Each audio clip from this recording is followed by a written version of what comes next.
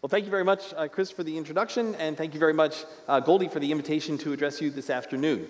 Indeed, I would like to tell you about how we do it. We do it under the rubric of an administration initiative called Open Government, which I think we're going to be pulling up here in just a second. There we go. Good. On his first full day in office, President Obama issued a directive directing all the cabinet-level agencies to be transparent, collaborative, and participatory. This is a full-on presidential initiative. Imagine what he was thinking on his first full day of office, and yet this is the culture, this is the framework that he asked his government and his administration to lead. So this gets now institutionalized a couple months later in a directive from Secretary Orszag saying, no, he meant it, get started. So how then do you take this grand objective, this strategic objective? I think nobody would object to it. It's a small p political instruction. How do you take this and operationalize it? Well, it's hard. It's hard because you don't really know where to start. There's state government, there's stovepipe data, there are people who actually don't really want to, there's security concerns, we heard about this already. How do you take all of this massive data, massive application, massive services, and start creating a cohesive, coherent, complete service for citizens to start participating? Let me tell you how you don't do it. You don't do it all at once. You don't start and say, we're going to just boil this ocean and see what happens. That's exactly the wrong way to start. We took a very structured, programmatic approach. Rachel, please, thank you. And we created the Open Government Plan for the Department of Veterans Affairs. Now, you can imagine just the cultural reaction. I don't want to call it an allergy, but man, that we certainly got a lot of people's ire up when we said, no, really, we're going to take hospital data and put it out on the web. We're going to take de-identified patient data, outcome data, allergy data, put it out on the web. We're going to be very transparent, very accessible, very open with how well we're doing on one of the administration's most important priorities, the one piece that Senator Obama passed through the Senate when he was in Congress was, guess what? A Veterans Affairs bill. Breaking the back of the backlog is one of the Secretary's highest priorities, and we're working on that too. Rachel, next please, thanks. Good. So, if you know anything at all about the Department of Veterans Affairs, you know that we are a department that is an adversarial department that finds 15 ways from Sunday to say no to veterans, that we deliver not such great quality medical care. We're sort of the place of last resort, right? Not right.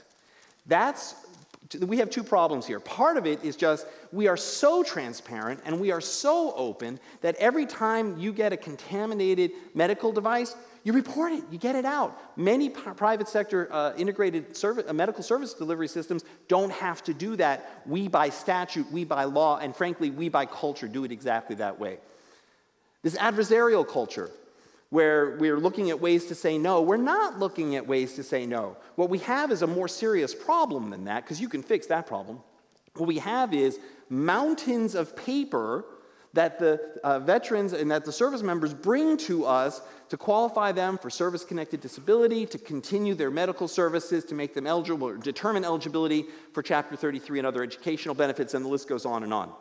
So this notion that I bet you may have of this hostile sort of sink of money, $130 billion, thank you very much, right? About half of which goes towards benefits, the other half goes towards medical services. If you think we're not trying, if you think we're not changing that culture from no we can't, no we don't, no we won't, to under the Secretary's leadership, yes we can change all of these things, but I'm telling you, the raw material was there. What your perception may be based upon media or other kinds of, let me say, skewed perceptions is not at all the case. That said, we have a huge challenge of making that data interoperable and making those benefits backlog go away. Next. The Secretary talks a lot about transformation, and he breaks transformation up, and I think this is, by the way, a scalable, it's not specific to the VA, it's a scalable notion.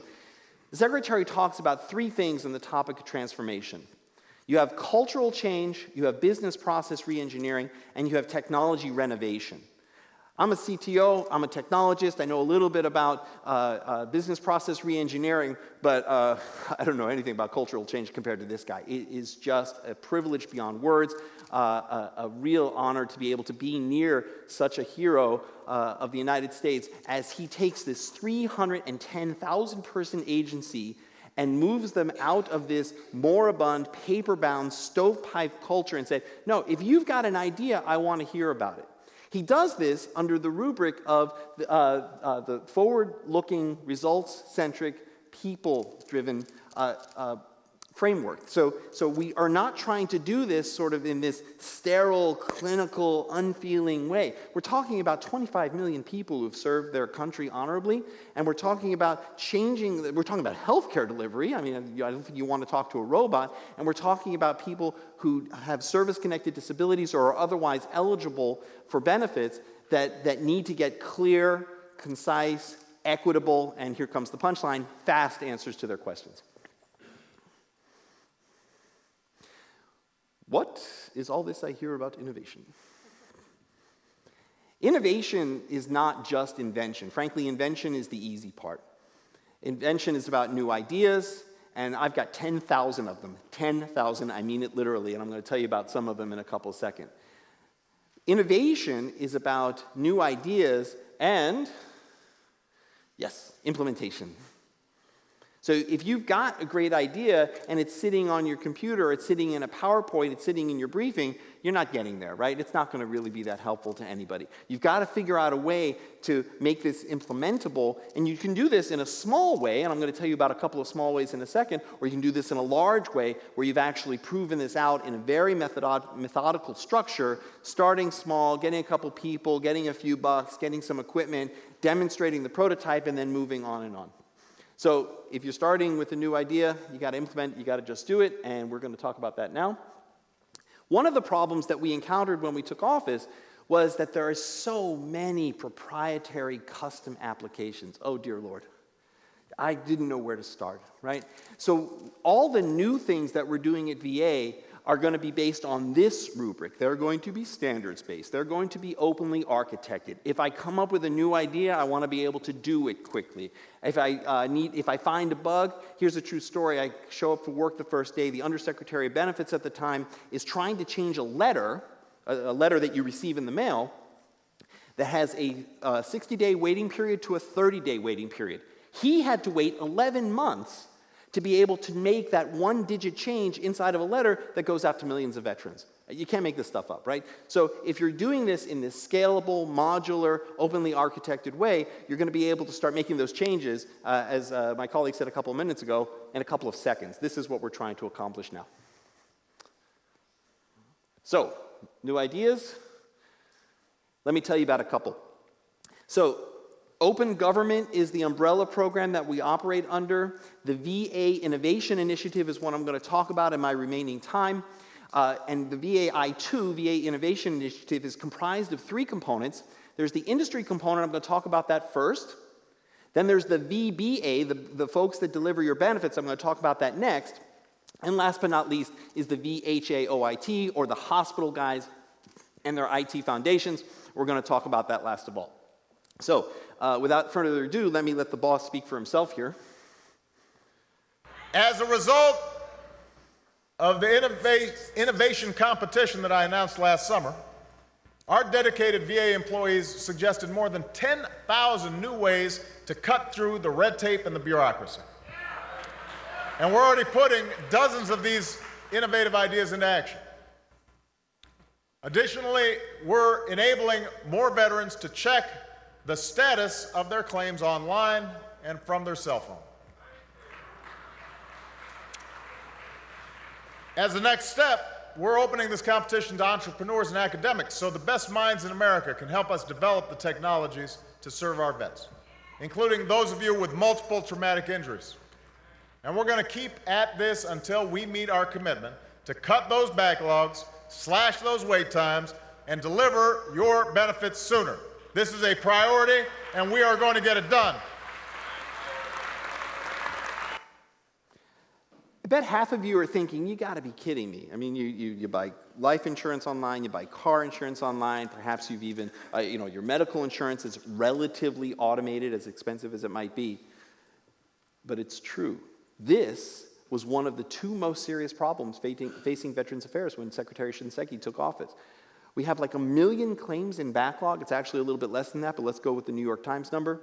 The average number of days is 160. So if you've got hearing loss because you stood next to loud weapons for a long time, or sleep apnea, to name two things that perhaps don't inhibit your ability to get a job, your ability to relate and enjoy your family, your ability to participate in the society that you just spent your life defending, never mind, not to be dramatic, more serious problems, people who have lost a limb, people who have traumatic brain injury, things like that. It's unconscionable to make these folks wait on average 6 months, and sometimes, as you know, probably a lot more. So we have the industry competition. I'm not going to walk you through this. This just closed. We've already made the first couple of awards, and we're going to do this again in this next fiscal year with a new list of targets, high priority targets within the VA. Next slide, please. Good. The first thing that we did when we got into office was we started the VBA initiative. So open government first, VAI2 next, and now we're going to start walking through some of the specific initiatives. We'll do this quickly. VBA is the Veterans Benefits Administration. These are the guys that own the problem of the backlog. You can't make this up. You walk into the regional offices, and for those of you who are old enough to remember, you're looking at VT100 screens, white letters on green background, with a separate screen, and they're taking in web-submitted forms, typing them in, putting them in one system, reading that system, and then retyping it into the second. I talk about a broken promise. So we had the VBA Innovation Initiative. Craig Newmark, who's someplace in the audience, was one of the judges. We want to thank him a lot for that and for his tremendous advocacy on behalf of veterans. Used, off-the-shelf idea management software. You can get this too, whether you're in the private sector or the public sector. Here's the cool thing. 6,500 people participated in this process. There's 20,000 people that work at VBA. And you say, well, geez, how big is that? It's twice as big as HUD, just VBA by itself, and it's less than 10% of all the people that work at VA. I mean, just to give you a sense of the scale here. 6,500 users, 3,500 ideas. But in a very systematic, very transparent, very methodical way, we whittled them down. I don't want to sit here and tell you we got the 25 best. I don't know if we got the 25 best. And part of the process of changing the culture is to encourage the 26th one, which we didn't choose, to keep going. Find them money, make the introductions, introduce them to other resources, maybe not quite as high a profile as this list, but still we're making big changes just by asking the employees, just by asking the people who know how to do the job in the first place. Next slide, please. Great. Based on the success of the VBA initiative, we did this all over again. Our hospital system is one of the highest rated in the country. Did you know that? If you're sick and you need emergency services, go to a VHA hospital.